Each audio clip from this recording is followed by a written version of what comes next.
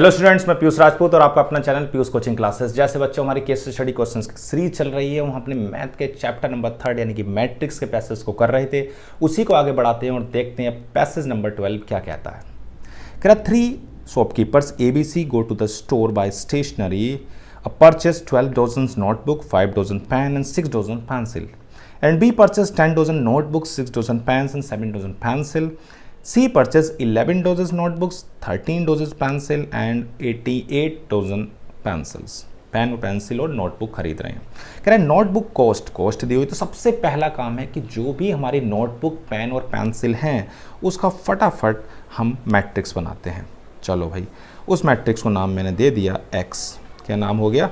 x। चलो भाई, क्या क्या है? एक तरफ हम रखेंगे बच्चों नोटबुक्स क्या क्या हैं, दूसरी तरफ रखेंगे पेन्स को, फिर रखेंगे पेंसिल को, ठीक है ना? ओके। और कौन कौन ला रहे हैं? तो 3 लोग हैं ABC। चलो देखते हैं पहले कितना खरीद रहा है। तो पहला वाला आदमी खरीद रहा है 12 डजन नोटबुक, 5 और ये पेंसिल। 12, 5 और आपके पास दी हुई हैं 12 डजन। तो यानी कि अगर देखा जाए तो एक डजन में आपकी 12 होती हैं, तो 12 इंटू 12 कितनी हो जाएंगी? ये 44। तो आप पहले इन्हें 12 से मल्टीप्लाई कर लेना और आप निकाल सकते हो। तो 144 ये हो गई, 12 5 60 ये हो गई और 72 ये हो गई। चलो भाई, पहला हमारे पास आ गया 144, 60 और 72। चलो भाई, दूसरा देखते हैं क्या है। दूसरे में 10 डजन, 6 डजन और 7। तो 10 इंटू 12 हो जाएंगी बच्चों आपकी 120, ठीक है, 72 और 84। तीसरा देखो, तीसरा क्या कहता है? तो तीसरा कह रहा है 11 डजन नोटबुक्स हैं, 13 डजन आपके पेन्स हैं और 8 डजन इतना है। तो 11 इंटू 12 हो जाएगा 132, दूसरा 156 और लास्ट हो गया 96। तो ये हमने बना लिया। अब कॉस्ट का बना लेते हैं, उसे नाम दे देते हैं y। चलो भाई, कॉस्ट देखते हैं। तो कितने रुपए कॉस्ट है? अगर आप कॉस्ट देखोगे तो 40 और 12 और 3। चलो भाई, 40, 12 और 3 ये हमारे पास है। मल्टीप्लाई करते हैं किस किस की? x की और y की। ये आपका x हो जाएगा और ये आपका y। x में क्या क्या है? तो 144, 60, 72, 120, 72, 84, 132, 156, 96 और ये आपके 40, 12 एंड 3। चलो भाई, मल्टीप्लाई करते हैं, क्या आता है? 4 4 आपका हो जाएगा 16, 4 4 16 और एक 17 और ये हो गया 5। तो 5760 आपको मैंने बताया हुआ है मल्टीप्लाई के लिए कि ये 3/3 का मैट्रिक्स है और इसे देखोगे तो ये आपका 3/1 का है। तो मल्टीप्लाई तभी पॉसिबल है जब पहले वाले का कॉलम और दूसरे वाले की रो सेम हो, वरना मल्टीप्लाई नहीं कर सकते। तो रो की आपको कॉलम वाइज मल्टीप्लाई करनी है। पहला हो गया। दूसरे पाते हैं 60 इंटू 3, आपका 60 इंटू 12 हो जाएगा 720 और 72 इंटू 3 हो जाएगा 216। ओके।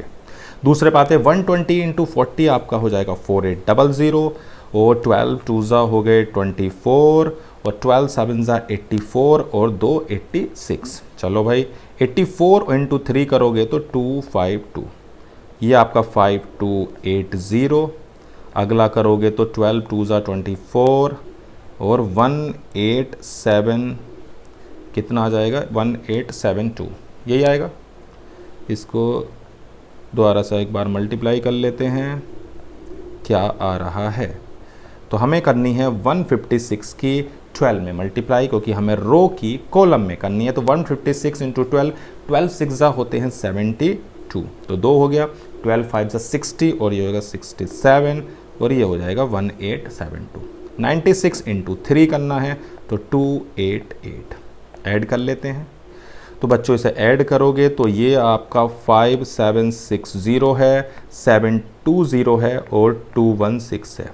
ऐड करोगे तो 6966, तो 6696 हो गया। चलो भाई, इसे ऐड करते हैं, 4 और 2 ये 6 हो गए और ये आपका 1 हो गया, ये आपका 9 और 5। सही है। इन तीनों को भी ऐड कर लीजिए तो ये आपका 0 4 4 और 7। क्लियर है इतनी बात? तो हमने क्या करा, पहले उसके जो नोटबुक पेन और पेंसिल है उसका एक मैट्रिक्स बनाया, कॉस्ट का मिलाया, दोनों की मल्टीप्लाई कर दी। अब देखते हैं ऑप्शन क्या क्या बोल रहे हैं। तो पहले ऑप्शन पे आओ। कह रहा है कि आपके पास the number of item purchase by the shopkeeper ABC represented by, तो पहले का आपको बहुत आसानी से दिखाई दे रहा है 144 60 72, 144 60 72, तो यानी कि पहला ऑप्शन आपका मैच कर जाता है। दूसरा भी देख लेंगे ना 120, पूरा मैच हो जा रहा है, कोई दिक्कत नहीं है। चलो, and y represent the matrix formed by the cost of each item then xy, तो 66 कितना आ रहा था 6696 5916 और 7440, ये हो गया। और बिल ऑफ ए की बात कर लेते हैं, तो इसका कितने का बिल है, ए का है 6696, ये हो गया, कोई दिक्कत वाली बात नहीं है। चलो भाई अगले पाते हैं। हमें ए स्क्वायर दिया हुआ है ए और हमसे पूछा है ए प्लस आई क्यूब, तो पहले मैं ए प्लस आई क्यूब निकाल के दिखा देता हूँ। कितनी निकालनी है, ए प्लस आई स्क्वायर निकालते हैं फिर क्यूब निकाल लेंगे। चलो, तो ये हो जाएगा ए स्क्वायर प्लस 2a प्लस आई, क्योंकि ए स्क्वायर है ए तो ये आ जाएगा 3a प्लस आई। अब क्यूब निकाल लेते हैं, तो a प्लस आई की क्यूब निकालनी है, तो आप ऐसे लिख सकते हो क्या कि स्क्वायर की मल्टीप्लाई कर दो, नहीं तो आप डायरेक्ट भी बच्चों क्यूब कर सकते हो और इसकी जगह आप वैल्यू रख देना। तो 3a plus I, a plus I multiply करोगे तो आ जाएगा 3a square 3a plus a plus I, तो 3 और 3 6 और 1 7a प्लस आई आएगा। और आपको निकालना था ये, तो इसका सीधा सा आंसर हो जाएगा हमारे पास कितना समय निकालना है, a प्लस आई की क्यूब माइनस 7i, यानी कि ये आ जाएगा सिंपल आई, कोई दिक्कत नहीं है। चलो आगे बढ़ते हैं।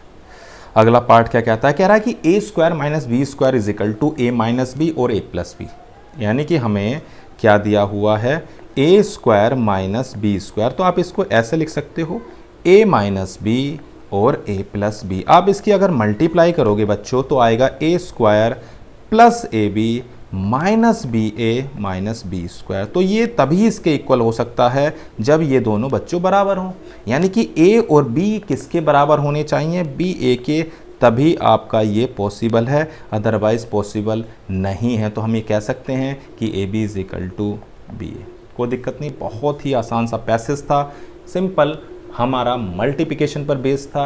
मल्टीप्लिकेशन में एक ही लाइन याद रखेंगे कि मल्टीप्लाई तभी पॉसिबल है बच्चों जब आपका पहले वाले मैट्रिक्स का कॉलम और दूसरे की रो सेम है, अदरवाइज आप मल्टीप्लाई नहीं कर सकते। पैसेज बिल्कुल आपको क्लियर हो गया होगा बच्चों।